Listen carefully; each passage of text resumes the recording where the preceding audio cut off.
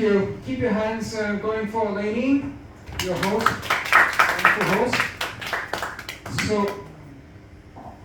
trying to wrestle with the microphone. I'm going to tell you the story of my love life, starting from when I was a schoolboy in India.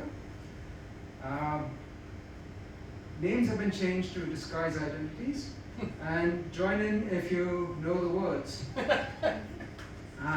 So I grew up in India. There was this girl, very beautiful, living 2 lanes away from me. I couldn't talk to her. I just couldn't find the words, and I was really, really shy. So for 7 years, I rode past her house on my bicycle, hoping that she would come out and yell at me or something, or maybe I'd follow her in a pothole, and I just couldn't do it. Then she graduated college. She started riding a scooter. So I'd ride after on my bicycle. She'd whiz past me on a scooter. Knew I would catch her up at the traffic light.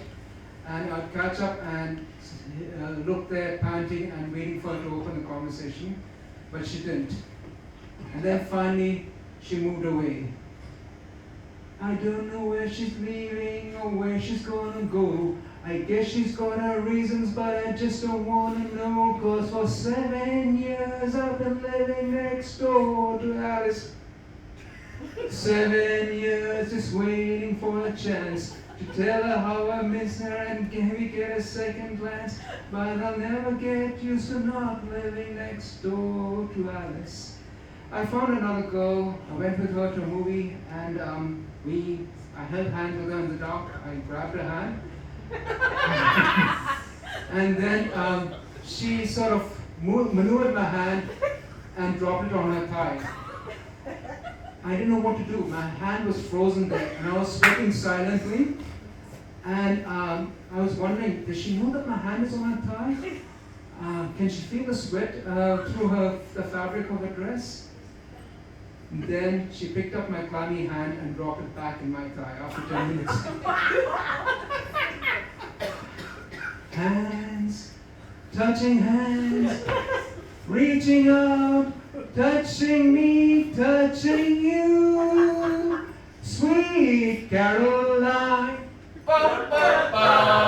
good times never were so good. So good, so good, so good. I've been inclined to never believe that they would.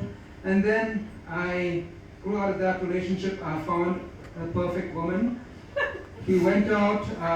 The only problem was that she worked a 15-hour day. She'd go to work at 9 in the morning and come back at 6 in the evening. Or 6 in the morning and 9 at night. And she worked 15 hours, and whenever we met, she would be late or she wouldn't turn up at all. And then finally I decided that if she didn't have time for me, I wouldn't have time for her. So when you find somebody to keep, think of me and celebrate. I had such a great mistake when I was Mary's prayer. So if I say, save me, be the light in my eyes. And if I say, ten Hail Marys, be the light on heaven for me. I started drinking. I went to pubs and bars, hoping that to meet someone, I'd get shot down. Time and time again, I'd get knocked down, I'd get up again. You ain't never going to keep me down. I'd get knocked down, I'd get up again. But you'll never keep me down.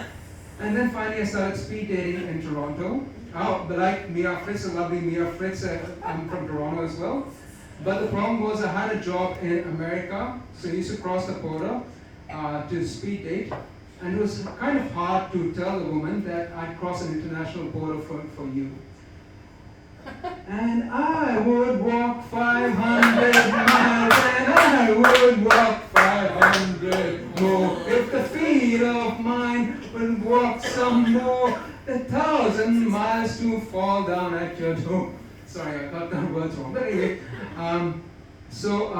that was about it. And until I moved from India to Canada to the United States to UK now, just to find someone who I can ask the question to, the magical question.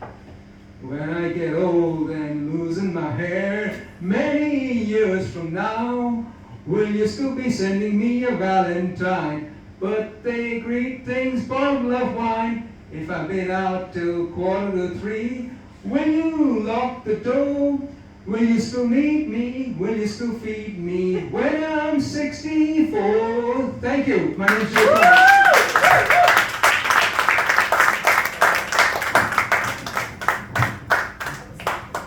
Thank you. It's okay.